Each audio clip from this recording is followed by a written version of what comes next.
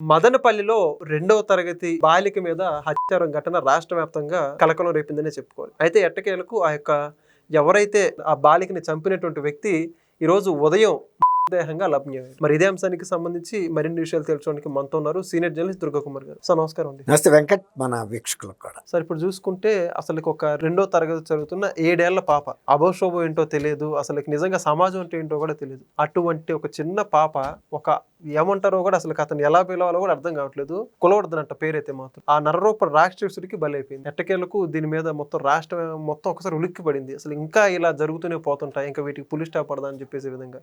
కానీ అతను ఎప్పుడైతే ఆ చెరువులో అతను దేహం దొరికిందో కొద్ది మేర శాంతి ఇచ్చినట్టు అర్థం అవుతుంది. మొత్తానికి ఘటనకు సంబంధించి కావచ్చు, అతను గంజాయి కూడా బానిసాడని వార్తలు అయితే వస్తున్నాయి. ఏమంటారు అతను మొత్తం అంశం గురించి? ఇట్లాంటి నేరాలు చేసేది అంతా కూడా ఏదో ఒక రకమైన మానసికమైనటువంటి ఇబ్బంది ఉన్న వ్యక్తులే చేస్తారండి. లేకపోతే 7 ఏళ్ల పాపని అనవసరంగా చంపి ఆ డ్రమ్లో కుక్కి పార్టీలు ఎక్కడికక్కడ ఇరిచేసాడని కూడా చెప్తున్నారు. జరిగిన తీరు చాలా బాధాకరంగా ఉంది. మీరు అన్నట్టు 2 తెలుగు రాష్ట్రాల ప్రజలు కూడా షాక్కు గురయ్యారు. ఇంతకుముందు ఇలాంటివి జరగలేదని కాదు, ఇప్పుడు జరిగినా కూడా ఇది మానవత్వం లేని ఇట్లాంటి నేరాలు మనుషుల్ని కలవరపరుస్తాయి. ఎవరికైనా మానవత్వం ఉన్న ఏ వ్యక్తికైనా కలవరపరుస్తాయి. ఇది ఏంటంటే మాదక ద్రవ్యాలు అనేది ఒక దేశవ్యాప్తంగా ఉన్న సమస్య. ఇది గతంలో మరీ ఆంధ్రప్రదేశ్ గంజాయికి అడ్డాగా మారింది. 19 నుంచి 24 వరకు యథేచ్ఛగా పండించుకున్నారు. ఇక్కడ వైజాగ్ చుట్టుపక్కల ప్రాంతాల్లో, గిరిజన ప్రాంతాల్లో, అంటే పాడేరు అవన్నీ కూడా శ్రీకాకుళం ఏరియాల్లోనూ బాగా పండించారు. దాంతో రాజకీయ నాయకులకి సంబంధం ఉంది, పెద్ద పోలీస్ ఉన్నతాధికారులు కూడా దాంట్లో భాగస్వామ్యం ఉంది. అంటే వాళ్ళు చూసినట్టు వదిలేపడం అంటారా? పెద్ద ఏంటంటే ఇది డబ్బుతో సంబంధించిన అంశం వెంకట్.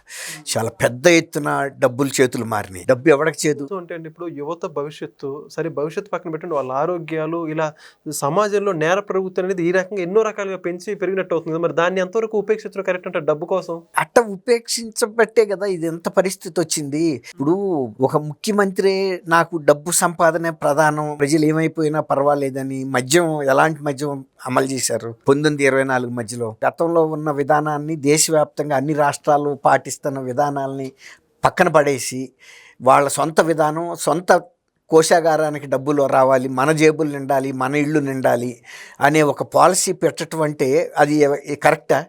ఏదన్నా ఇతర రాష్ట్రాల్లో ఎప్పుడన్నా భారతదేశంలో జరిగిందా? మొన్న 2019-24 మధ్యలో వైఎస్ఆర్ ప్రభుత్వం పెట్టిన మద్యం విధానం ఎక్కడన్నా జరిగిందా? లేదు కదా. అసలు ప్రభుత్వమే మద్యం అమ్ముతామని గర్వంగా అమ్మింది. పని బ్రాండెడ్ మద్యం అమ్మితే ఎవడమ్మినా ఒకటే, అది సీసాలు. కానీ తయారు చేయటం కూడా మేమే చేయిస్తాము, డిస్ట్రిబ్యూషన్ మేమే చేస్తాము. ఇప్పుడు అందులో కూడా 200 నుంచి 400 కోట్ల కుంభకోణం జరిగిందని చెప్తున్నారు. ఏపీ బేవరేజెస్ కార్పొరేషన్ నుంచి రీటైల్ షాపులకి వెళ్ళేటప్పుడు, తర్వాత అందులో నియమించినటువంటి కాంట్రాక్ట్ కార్మికులకి ఎక్కువ జీతం ఇచ్చినట్టు రాసి తక్కువ వేతనం ఇచ్చారు. పెద్ద చరిత్రలేండి. అదే అన్న ప్రతి స్టేజ్లోనూ.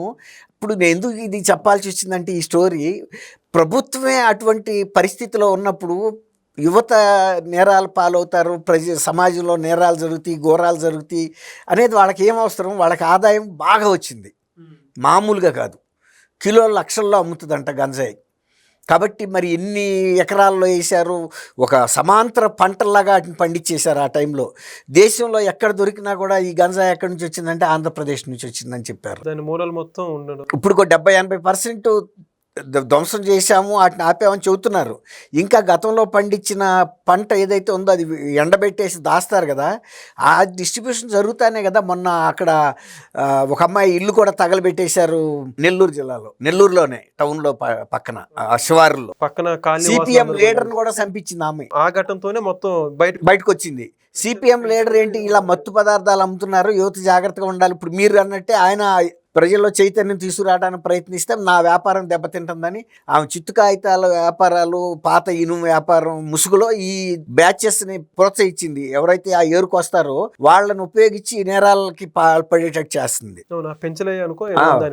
అవును, అంటే ఇది ఎంత పరిస్థితికి వెళ్ళిందంటే, అప్పుడు ఉన్న గంజాయి అది ఒక రోజులో ఏమి పుచ్చిపట్టిపోదు, చెడిపోదు. దాన్ని బాగా ఎండబెట్టేసి పార్సిల్స్ కట్టి ఉంచుతారు, ఉంచి ఇంకా కూడా రిలీజ్ చేస్తున్నారు. చేస్తున్నారు. ఇప్పుడు కూడా మన లోకేష్ బాబు గారు చెప్పింది కూడా అదే. చాలా వరకు మేము పంట నివారణ చేయించేసాము, పక్క రాష్ట్రంకి మారిపోయారు అందరూను. మరి ఆ పక్క రాష్ట్రం నుంచి కూడా ఎంతో కొంత రాబట్టే కదా ఇతను కూడా గంజాయి మత్తులో ఉన్నాడని కూడా అంటున్నారు. పూర్తిగా తెలీదు సంఘటన గురించి. ఎందుకంటే నిన్న ఫస్ట్ టైము అసలు వాళ్ళకి ఎవరు చేశారో తెలియలే, అసలు అమ్మాయి ఏమైపోయిందని. యాక్చువల్గా సోమవారం మధ్యాహ్నం ఈ అమ్మాయి డిసప్పీర్ అయిపోయిందండి. వీడి చేతిలో వీడి బారిన పడింది. కానీ తల్లి పనికి వెళ్ళిపోతే తల్లికి ఏం తెలుసు, ఎక్కడోసారి పిల్లలు ఉందనుకుని మధ్యాహ్నం సాయంత్రం ఫోన్ చేసింది. భర్తకి ఫోన్ చేస్తే లేదు ఇంట్లో, అంటే ఎక్కడన్నా పిల్లలతో కలిసి ఆడుకుంటుంది అనుకున్నారు. తల్లి వచ్చింది సాయంత్రం. వచ్చిన తర్వాత కూడా పిల్ల అందరూ వెతికారు ఎక్కడ ఉందా అని, అయితే ఎక్కడ దొరకలేదు. అప్పుడు పోలీస్ స్టేషన్ వాళ్ళు చాలా ప్రాంప్ట్గానే ఉన్నారు. మదనపల్లి టౌన్ పోలీసులకి ఇన్ఫామ్ చేశారు. పోలీసులు కూడా వచ్చారు, అక్కడ ఇక్కడ చూశారు. వీడి రూమ్లో కూడా చూద్దామని వెళ్తే వాడు పడుకుని ఉన్నాడు. సరే వాడు నిద్రపోతున్నాడు కదా అనుకుని వీళ్ళు వెళ్ళిపోయారు. కానీ వాడు చంపినట్టు అప్పుడు వాళ్ళకి తెలీదు. సరే వెళ్ళిపోయారు, మనిషి ఉన్నాడు కాబట్టి ఇక్కడ ఏం జరగలేదు రూమ్లో అని. వాళ్ళు మళ్ళీ మంగళవారం కూడా ఎతికే క్రమంలో వీడు లేడు. అప్పటికి వీడికి ఎప్పుడైతే పోలీసులు ఎతుకుతున్నారని తెలిసిందో పోలీసులు తీవ్రంగా తీసుకున్నారు. తర్వాత వాడిని మాకు అప్పచెప్పండి చంపేస్తామని చాలా ఉద్రిక్తత వచ్చింది మదనపల్లి టౌన్లో. మదనపల్లి ఇప్పుడు మీరు చెప్పినట్టు 2 రాష్ట్రాల్లోనే వస్తే నేరం జరిగిన ప్రదేశంలో ఉద్రిక్త రాదా? అప్పటికి తెలిసింది వీడు చంపాడు అని. ఎతికారు, పోలీసులు పట్టుకుంటే డ్రమ్లో ఉంది. కానీ అప్పటికి ఏం జరిగింది ఏంటి తెలియదు, కానీ బట్ కిరాతకంగా చంపాడు అనేది అయితే అర్థమైంది. అప్పుడు అసలు వీడెవరు ఏంటని ఎంక్వైరీ చేస్తూ ఉండగానే మంగళవారం పొద్దున మన అన్నమయ్య డిస్ట్రిక్ట్ కుర్బలకోట మండలం కనసానపల్లి అనే ఊళ్ళో ఒక చెరువులో ఒక యువకుడు వెళ్తుందని పోలీసులకు ఇన్ఫర్మేషన్ వచ్చింది. సరే ఎవరు అని వీళ్ళు వెళ్తే తీరా ఎంక్వైరీ చేస్తే అతను కులవర్ధన్ అనే ఒక 30 years కుర్రాడు. ఎవరైతే అంతకుముందు వీళ్ళ ఇంటి ఎదురుగా ఉన్న వ్యక్తే అతను. అతనే చేశాడని అప్పుడు అర్థమైంది. ఎందుకు చెప్పాడు వాడికి అర్థమైంది. పోలీసులు చాలా తీవ్రంగా కృషి చేస్తున్నారు, నన్ను అరెస్ట్ చేశారంటే మాత్రం నాకు ఏదో శిక్ష పడుతుంది, బహుశా ఉరిశిక్ష కూడా పడవచ్చు. వాడు చేసిన నేరం వాడికి తెలుసు కదా, ఉరిశిక్ష కూడా పడుతుంది. నా రూమ్లోనే నేను పెట్టేశాను. ఇంకా తర్వాత సమాజం కూడా తిరగబడే పరిస్థితికి వచ్చింది. వాడిని బతకనేమో మాకు అప్పచెప్పండి అని. వాడికి ఒక ప్రాణభయం వచ్చేసింది. ఆ ప్రాణభయం వచ్చేసిన పరిస్థితుల్లో ఇక ఆడు ఎక్కడికి వెళ్ళినా నన్ను పోలీసులు వెంటాడతారు, తర్వాత ప్రజలు కూడా వెంటాడతారు.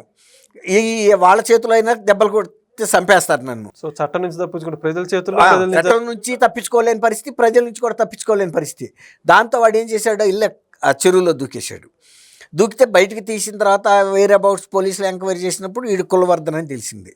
దాంతో కొంత ప్రజల్లో ఏంటంటే ఆ ఉద్రిక్తత తగ్గింది. కనీసం చంపినందుకు వాడు కూడా చచ్చిపోయాడు అని, దేవుడే విధించాడు శిక్ష అని. ఇప్పుడు చాలాసార్లు అదే అడుగుతారు కదా, ఎవడన్నా తప్పు చేస్తే ఏం చేయలేకపోతే.